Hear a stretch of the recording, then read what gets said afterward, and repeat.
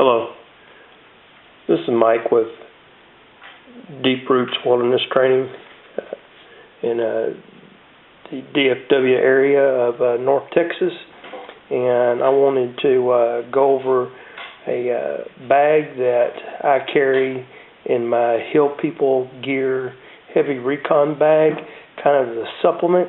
What you see in front of you with this Ditch Doctor patch on it is a tactical Tailor E&E horizontal patch, and as you can see from the front, it has the Velcro pad on there to where you could add identifiers and so forth, and this Ditch Doctor patch is what I have on there currently. So let's look at the pouch. Double zip. I want to say it feels like it's about 500 denier on here. To the back, you can see all the Molly PALS compatible straps to where you can attach this. So you could attach this to your plate carrier. You could attach this to the front of the Heavy Recon kit bag because it has all the PAL Molly acceptable slots on the front of this, so you could easily attach this to that. But as you can see, it's the double zip, and let's just take a look and see what I have inside here that I carry. This pouch with the size that it is, this would easily fit into your cargo pocket. So if I have to leave my Heavy Recon kit bag, then I can take this and throw this just into a cargo pocket of my pants, and I could go. So let's take a quick look and see what's in here. So I'm kind of turn this to the side a little bit.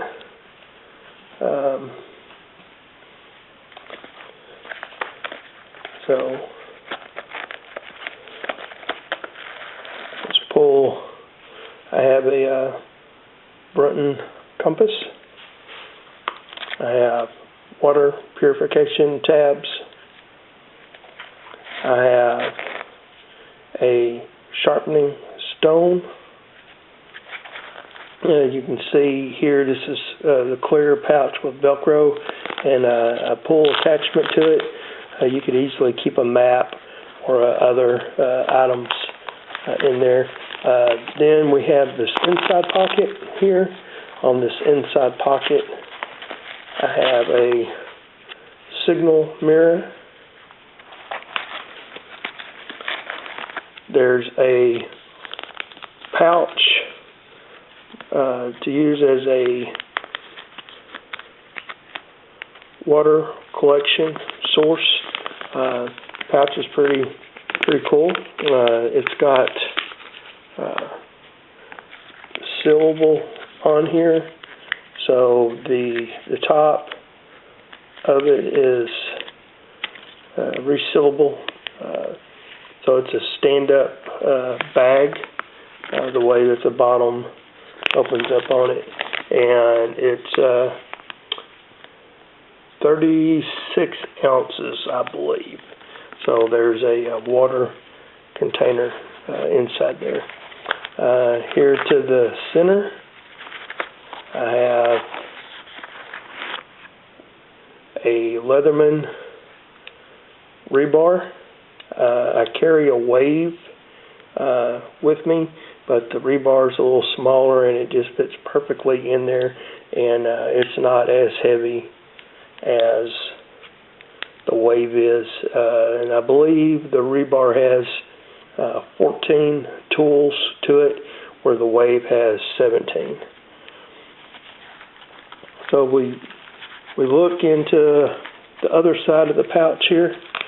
Over in this pocket, I have a striker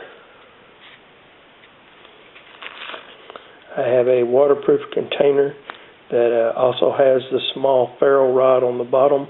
So if you've ever seen these containers and you wondered what this black is on the bottom, that is not a place for you to try to use to start a match with, to strike a match. That's actually for you to throw a spark. Inside this waterproof container, I have the UCO matches. There's a cell needle in there, and then I also have a ferrule rod inside there. You can see with the rubber gasket on here, it makes this waterproof, and I can find it easily if I drop it. Here, I'm not going to pull them off, but there's a couple of safety pins attached there. Also, in this side, I have a newer style of the Petzl E-Light. It has the old style has a band on it that stays attached to it. This has a retractable cord to it. Also, something with the Petzl E-Light, this newer model, it has air-to-ground signals there. The SOS, I need your help signal, and then the signal that I'm okay. It's waterproof. The batteries here. The cool thing about these Petzl E-Lights is that the way this head will rotate in any direction, and then we have various settings to this. So you have an off all the way down and an off all the way up. Very, very cool headlight. I also have the older one too, and it comes in a red hard shell case. I wished this Petzl E-Light here came in some type of case. I think they should have continued that. I carry what I think is probably the best wire saw on the market out there. You can see here the teeth on this thing is so aggressive. I've had numerous of these wire saws. Some people actually think that these saws are junk. If you know how to properly use one of these saws, this is one of the best tools that you could have with you. So we get to the back pocket. Here in the back pocket, you can see I've got just a couple things in it, but it's a very large pocket. I mean, I could really still add a ton of stuff to this, but this is basically just to supplement my heavy recon kit bag. Coated snare wire on here. This is a 22 gauge, and there's a lot of snare wire on here, so I could use this also for a ton of other stuff other than just making snares. And then I have a emergency blanket slash tarp, and this one has all kinds of survival information, wilderness first aid information to it. You can see bright orange on one side and then the reflective on the other side. So this would really come in handy. So I'm going to move this out of the way and lay all this out to where you can really kind of see what was in there. And you see there's quite a lot. And the only thing that I don't have in here is some type of hard candies or some type of like little granola bar or whatever, but in my bigger chest rig that I was wearing, I do have a granola bar and stuff in there. And, you know, something else to remember too is that you could go, you know, 3 weeks without food. You definitely wouldn't be comfortable, but you could still go a while without food. Most rescues are typically affected within 72 hours, and if you can make it through the first 24 hours, then your chances greatly increase to be able to survive longer than the 72 hours. So this is a pretty good kit here. Like I said, with the snare wire, instead of just pulling off a couple of pieces, I decided to actually keep this whole spool, because if you notice, I don't have any type of cordage. I don't have any paracord, I don't have any bank line, I don't have any fishing line, anything like that, in which I could probably add some to the outside of this and seal it off with some tape, whatever, to kind of hold it on there. But with this here, I can use it to help with erecting a shelter, lashing some stuff together, and then, you know, if you know how to build debris huts and that kind of stuff, a lot of times you really don't need the cordage. But anyway, all that there inside of this tactical Tailor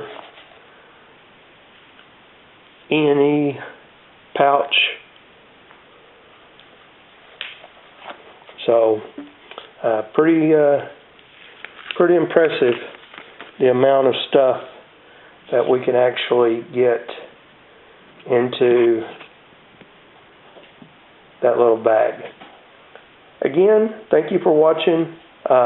If you like what you saw, check out some other videos that I have here. Be doing some more gear reviews. You know, we have a firebox stove Gen 2 that we need to do some reviews on. Some reviews on some zebra pots. I have another little kit bag that if I decided that I don't want to carry this one, I can carry the other one, or I could still carry this one in the chest rig and put the other one in my my cargo pocket. So a lot of reviews ahead of us. Check us out. Look us up on Facebook. Deep Roots Wilderness Training. We have a website that's being constructed, and a new logo, and we offer wilderness survival, urban survival, wilderness first aid courses in the North Texas area. Hope to see you in a class one day. Thank you.